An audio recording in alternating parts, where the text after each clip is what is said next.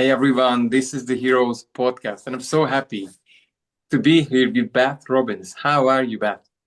I'm excellent today. How are you?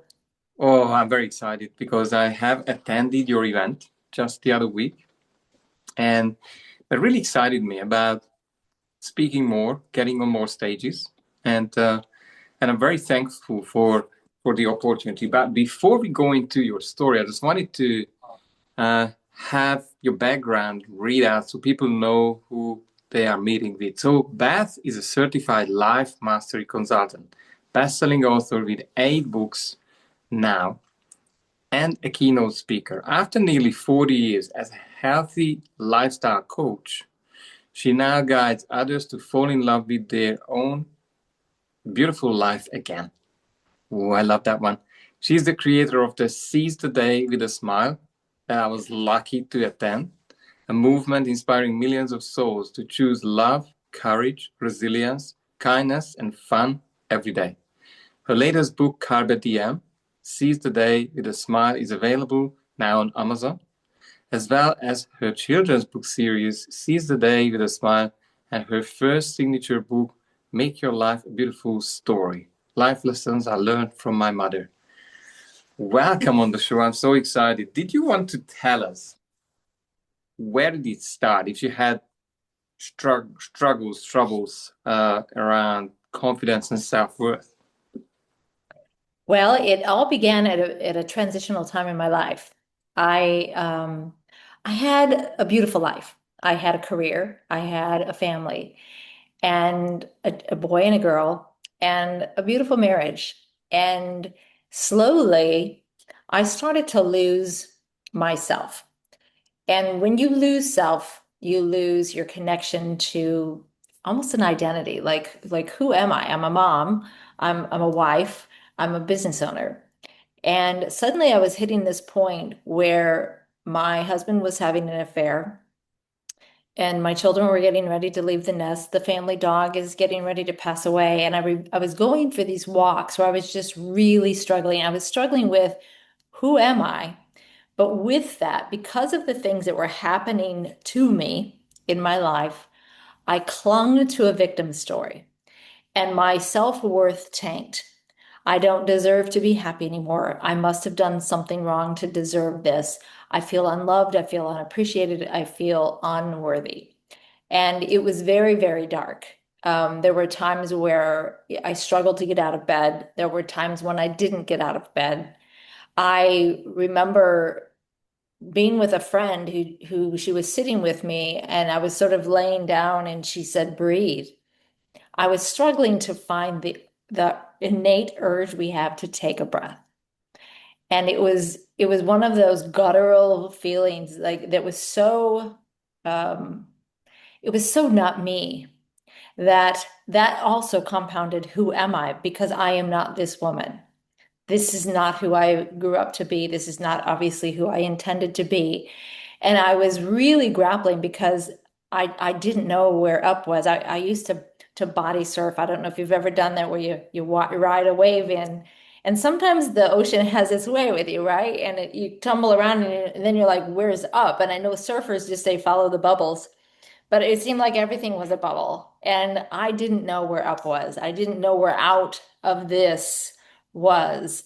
And there was an incident that sort of jarred me into reality again. And it was, for me, I know it was the catalyst for becoming the person that I am today. But it didn't happen overnight. I dragged my heels. I clung to that victim story like a ball and chain.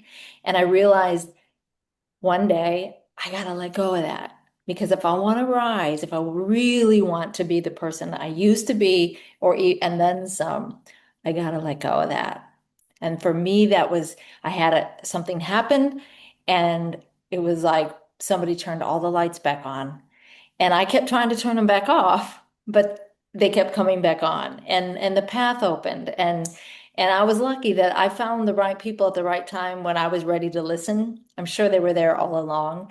And they said, hey, I've been through this dark cave and I know the way out. And I brought a flashlight and just hold my hand, let's go. And I just said, but I want to take this victim story with me. No, we're leaving that. We're going to leave that. Set it there. It's not yours to carry anymore. Let's go. And it was finally 10 plus years that I finally said, okay. So And you, it was like, all of a sudden that day, it's like you see butterflies everywhere. It's like, I'm a butterfly. I finally came out of the cocoon. that's such a typical, I've heard this so many times, especially with moms who are just giving, giving, giving so much. Then they just don't know who they are anymore. And it must have been a group 10 years, you said. You've been stuck in this limbo state of not knowing who you are. Yeah. Tell me, what was that event? Really, and whether your marriage survived it, because I still have that question mark in my head. Oh, no, the marriage did not survive. Um, no, the marriage was quickly came to an end. And there were more circumstances after that literally gutted me, and that caused me to fall even farther if there was a place to go. Um, and as I said, I went on a lot of walks, and I lived in Chicago at the time, where it's always cold in the winter, and there's always this biting wind that kind of gets right in your bones, right? And I'm walking, and it's some time of day, and I don't remember, but it was gray, and it was cold, and it was windy, and there was no one else out walking. And there I am, and I got my coat all pulled up, my hoodie on, and I'm kind of hunched forward, which isn't me. I'm like misposture, but I'm hunched forward. And I think I'm trying to get out of my head and my thoughts, and I'm counting cracks. This is what I just saw. One, two, and I bumped into somebody hard, like it hurt. And I looked up, and he was this tall guy, and he had a kind of like a raincoat on with a collar turned up, and he had a fedora. And I thought it was an odd choice to wear on this day. And he said, "Hey, why don't you try smiling? It feels better." And then he walks away. Well, I went from this depth of despair to, who do you think you are? You don't know this pain. Like, this is painful to be me right now. Who are you to tell me to smile when you don't know anything about me? So I decided in that moment, now I've gone from sad to indignant and a little bit angry. And I turn around to give him a piece of my mind, and there is nobody there. Not a soul. Like, I'm looking around, did he go in and there was no one out. I I didn't know at the time what that was, but I realize now that was a nudge. And it was like, I don't know if it was an angel or I don't know. I felt it in my shoulder. I felt it in my gut. I felt myself rise from from despair and depression to anger. And neither one are great, but one is better than the other because now I'm feeling a little bit alive. Like, oh, I just got angry. Instead of having my feelings always hurt, saying I'm sorry all the time. And that was so when I came up with, Carpe Diem, seize the day with a smile, it was because of that smile. And it's not something that I'm going to walk around and fake and pretend I'm happy now, but it was a smile that had to come from inside that, oh, you know what? Your life is worth it. You are worth it. You are enough, and you have everything that you need right here, right here. And there's a power breathing you that is far greater than all that stuff. Truly. And it was that nudge, that bump that kind of knocked me to my senses, I guess, where it was like, oh wow, I am worth it. There's somebody who once told me that I was a lot. And I took it in a negative way, like I'm too much or whatever. And I kept dimming my light. I'm too much. My light is blinding somebody else. It's uncomfortable for you to sit across the table from me because I'm too much. I'm a lot. And I decided to flip that. I am a lot in a good way. I'm a lot. I'm Yeah, alive.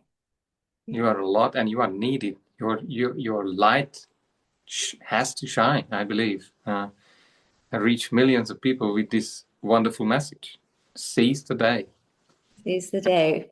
Mm-hmm. and not skip the day that you did for 10 years, huh? I did. And the whole message behind it is every day you wake up, hooray, you woke up, and now you get a choice. You get to choose who you get to be today. You get to choose what you're going to lean into. Maybe you need to be more courageous or resilient or loving or understanding, compassionate, forgiving, all of those things. You choose that. You don't let it just happen to you.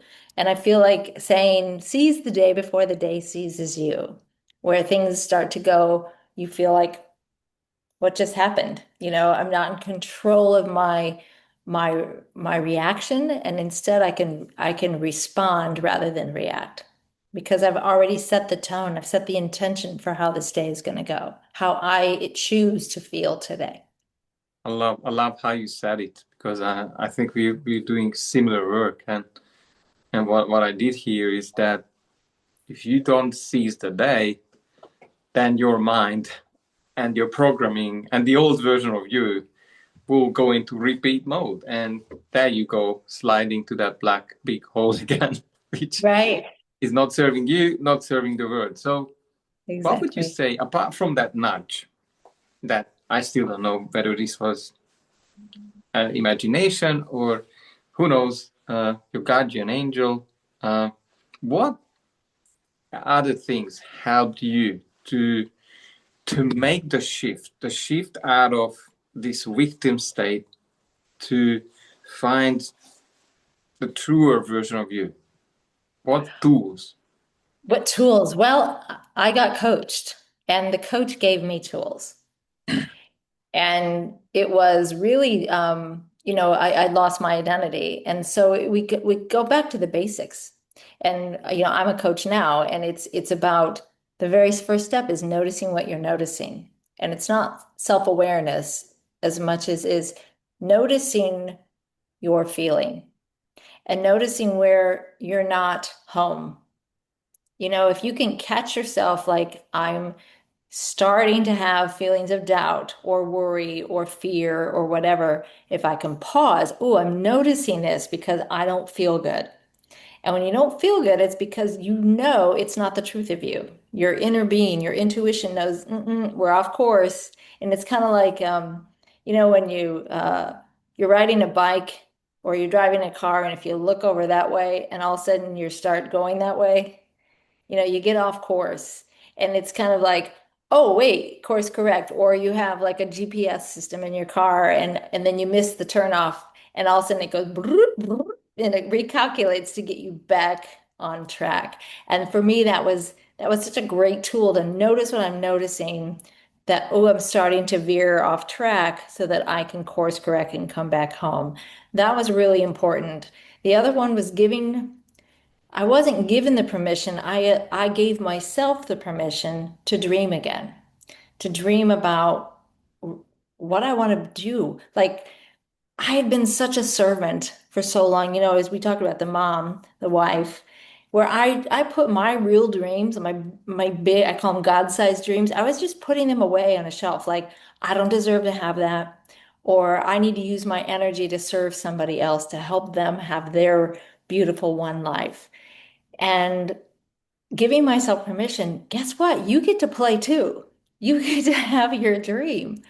And you don't have to just have one. And I was like, what? So giving myself that permission started to turn a lot of lights on. That the goosebumps. Like, I started to get a zest for life. I started to get excited about the next day rather than waking up, oh, it's Tuesday. What are we gonna do? Okay, I gotta do this, I gotta do that. There was no passion, there was no zest, there was no excitement. And now, because I gave myself that permission, I started getting that feeling. And then noticing when I'm noticing, like, oh, that feels really good, like really good. I want more of that. So getting off the course correction, not only that, we get back on course, but now we just keep raising the vibe, raising the frequency. And because it feels really good. I want to keep feeling really good. I don't want to feel down here, and I really don't want to feel way down here again. So that's really those tools of the permission slip to dream, and then checking in every day, many times a day, noticing what I'm noticing, kind of doing a system check. Yeah, we're on all cylinders, and really staying on honoring that, because that's a gift we all were born with. We were given the gift of a dream, and we're also given everything that we need to make it happen. Everything we need, we already have. That's so powerful that you've been explaining.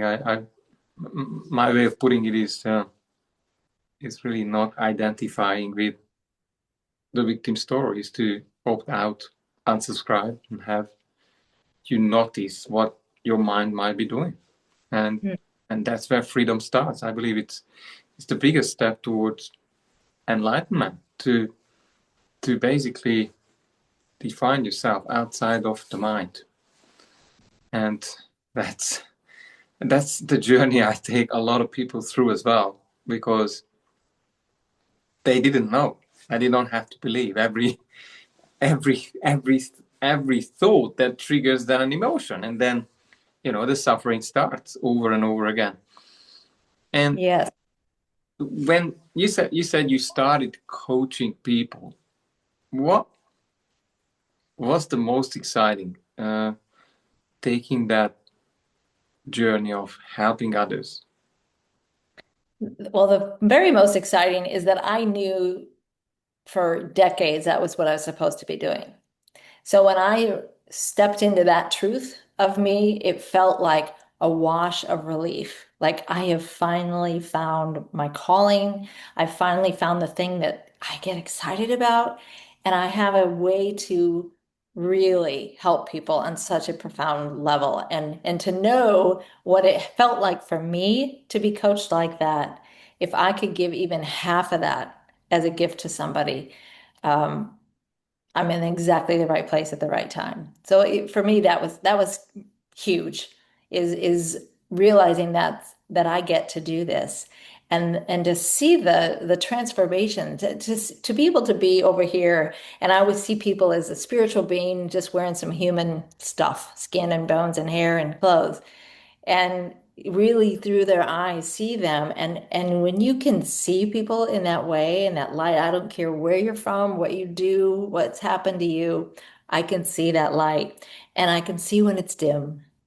And if just the few tools that you get to give somebody, and you start to see everything start to shift for them, that alignment, and now they feel good. It's like the chiropractor for your soul. Let's put things crick crack and get everything in alignment.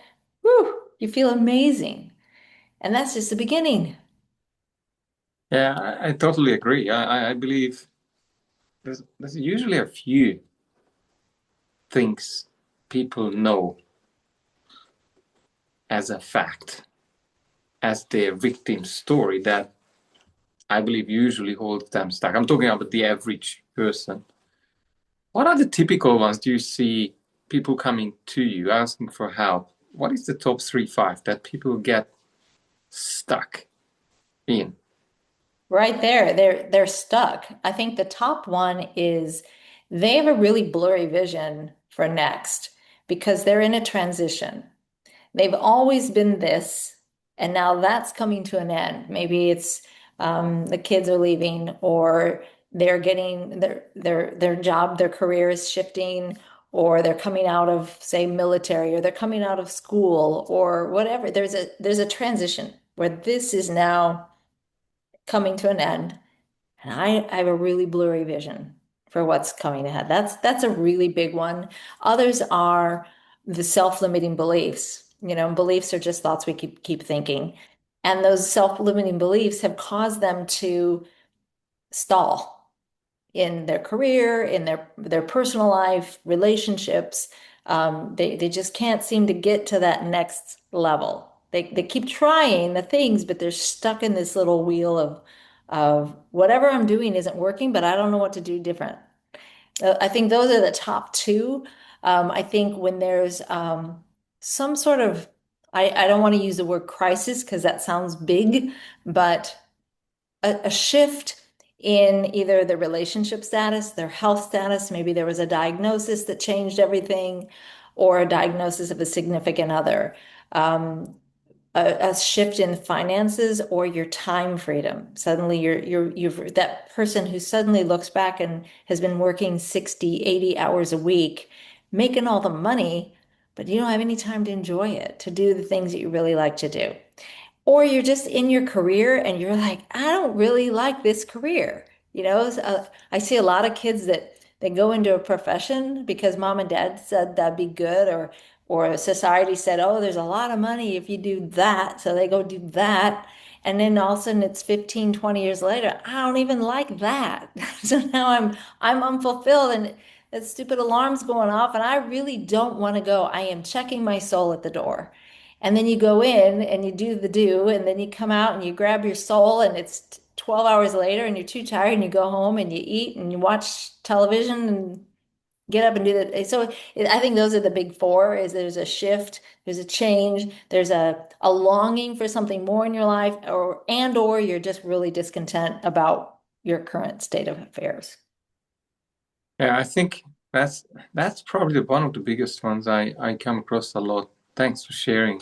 Um, the drug of the weekly paycheck is for people to unchoose their heart. It's almost like not listening to their soul with under the banner of, oh, I have to earn this X amount.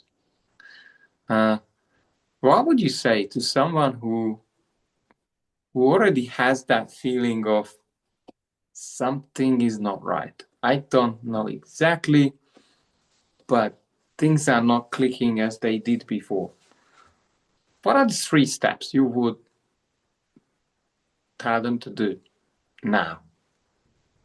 Right now would be getting really quiet and putting everything on pause and go deep in your soul. And it's again the noticing what you're noticing, but notice what's feeling. What are you feeling? And start to write this down. Articulate like what makes you really happy? What do you love to do? And what isn't working? Like I would say if you gave yourself a life assessment test, give yourself a rating of 1 to 5 in your health, your love and relationships, in your career, and your time or your financial thing, and look at that and really be honest from a data collecting. Which one? Where's the flat tire of those four? Noticing that, but then starting to notice I'm feeling a longing or a discontent in one of those areas, and then noticing where is that hanging out in my body? Like, where am I carrying this? And how long has that been there? That's the step one, is identifying it, really going deeper. Like, what is it? Which were those four categories? But now let's fine tune the details of that and write that out and just see what comes out. And then once you've identified it, then the next fun step is to kind of put on the energy of your vision like a hat and allow yourself to get quiet and no judgment and not ever asking yourself how, but just say, imagine yourself 1 year from today and your life is everything you've ever dreamed of. You've got amazing health. You've got rockin' relationships. You've got a solid tribe of people. You love what you're doing, and you've got plenty of money and lots of time to enjoy it. All those things are now like going great. And imagine yourself somewhere in a scene like a movie 1 year from now, and that is your life. Closing your eyes and imagining all 5 senses. What are the sounds you hear around you? Where are you? Are you indoors? Are you outdoors? Are you alone, or do you have people with you? Describe the people. Who's with you? What are you tasting on your taste buds? And do you hear like music, or there's a fire in the fireplace, what are you looking out at? What is your view from where you are in this vision? And let yourself go there for 3 to 5 full minutes and allow yourself to feel the feels, feel the goosebumps, and feel the possibility of that. And then write it all out. And I always say, start this with the sentence, I am so happy and grateful now that, and then fill in the blanks. Now that all these things in detail. I'm driving that car, whatever that car is, and I've got this house and whatever it is that you're dreaming about, or maybe you're just living in a backpack hiking through Europe, but whatever that is, that thing, and really identifying that vision and where the energy of it. So many people push and work toward that goal, and that's what makes you feel it's efforting, as if you could instead come from the energy of this vision where now I am putting an expectation that that is me in 1 year. And I'm now, with that expectation, I am now carrying myself as that person already living that life. I am I'm speaking that way. I'm everything that I do, the decisions I make are all coming from the energy of what it feels like to be that person. Now I am signaling to the universe that this is my reality. I speak about it in the present tense. Those are two big ones. Thanks very much. Yeah, I do believe that. I think imagination is the absolute key. Is when one really gets good at it. I think the only reality that is inside has to, in some form, surface in 3D. And Mhm. and thanks for giving that wonderful technique for people to Yeah. come to their senses. Well, if you think about it, everything in our world has been created twice. Our computers, our phones, my pen, everything is created twice. First, it's thought of. So it's created in thought. Somebody had to think about it. And the second creation is the actual physical form that we see. So why couldn't you do the same thing with creating your reality? You've thought of it. The idea didn't just randomly come because when you close your eyes and pause, you're now getting divine inspiration. You are allowing the truth of who you get to be. Come in. And if you have that thought, you get to create it. And there's no reason you can't create that. Unless there are some really limiting beliefs. But Yes, that's it. That's the limiting beliefs, and that's when you need a coach, right? and here you go, you have Beth here to guide you along that journey. What's the best way to engage with you? Do you have a website or a community? You did mention that, and we'll have everything under the video. Yet, if you want to share, please. Well, thank you. So I'm in a work in transition. I do have a website, bethrobins.com. The best place and the most fun place to go will be my school community, which is SKOOL. It's online and it hasn't opened yet, but it's about ready to. And it's the Seize the Day Academy. And it's free. And you get to come in and you get to see all kinds of ways that I coach. You watch some videos, you get workbooks that you get to work through that will definitely exponentially raise your own vibe. And there's a community that will be there that can support you, that you can interact with, or just watch and see what other people are doing. That is my heart and my dream. I'm just waiting to open the doors until it's completely finished, which will be in the next couple of weeks, I'd say. That must be very exciting. What would you be celebrating in 5 years' time? Things Oh, went if things went well for you. in 5 years' time, the Seize the Day Academy will be worldwide. There will be many, many, many, many ways to interact within the academy. I will have reached, I would say in 5 years, 100 million souls with the message of seize the day with a smile. That is where the movement is going, through interacting with people like you who come on a broadcast and share your heart. And then that ripple effect is now you take it and you put it into all of your communities. And by the time, you have thousands of people that are sharing their heart of seize the day with a smile. Now the ripple effect goes out. And that would be something I would definitely celebrate. And that our children, the children today that are maybe feeling lost or just getting caught up in social media, or just whatever the circumstance of today is for them, that they also seize this message, that they too have a choice for how their day gets to go. Just choosing to smile in that day might make the math test a little easier, or choosing kindness, choosing courage, choosing to be a leader, standing up for bullies, all of those things that are choices that kids get to make. If I can reach those kids now in 5 years, my goodness, I just feel a shift in our world. Well, Beth, I wish you could reach that and more in the next 5 years. I'll do my best to put you and this interview and maybe some of your events to share it to as many souls as I can. Time is flying, and I wanted to ask you, what have I not asked today that you wanted to share yet? I was a poor interviewer and I didn't know what to ask. Help me. You have asked beautiful questions for your community, actionable steps that they can take today. I think what I would love to know, and it's not something that I would share, is something from you. What is the one thing that if I came to you and I was stuck, what would you advise? I love to shortcut things.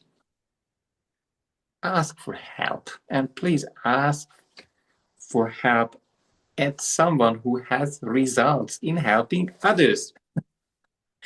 Make it that simple. So, well, you could, I would say you could save 10, 15 years if I look at my life. That would have got me way above where I am now in happiness and satisfaction and being a father who I finally have become. So Hey. please respect your time because it's limited and it's ticking away. So Well, don't. that's why we seize the day. But yes, it is ticking, but it's not ticking away. It's just ticking. And you had to go through those years, just as I did, in order to get to where you are today, so that you could be the doctor of self-worth. All of that had to happen for you to be here in this space. And as your time is ticking, using the next 50 years, 60 years to continue your work exponentially rising. Um, it's all in perfect timing. You're never too late. Probably. I'm still learning to catch that one. I I We're prefer all learning, right? I prefer people to move faster than I did. It took 34 years for me to come through my difficult patterns of lack of self-worth, lack of confidence. It was toxic. It's toxic to be me, but it's done. Thanks for being here. It was a Thank special you for time, having me. real life Yeah, vibe and energy, and I wish you all fruitful success as you planned it out. Well done. thank you so much. Well, we'll stay connected for sure. And And really, to everyone listening, make sure that you understand you have a choice. You have a choice how you seize the day, and you have a chance to how you're going to impact your life and all the people you run into today, tomorrow, every day. thanks very much. Thanks for showing up, and I wish you the best in the future. See you soon. Thank you.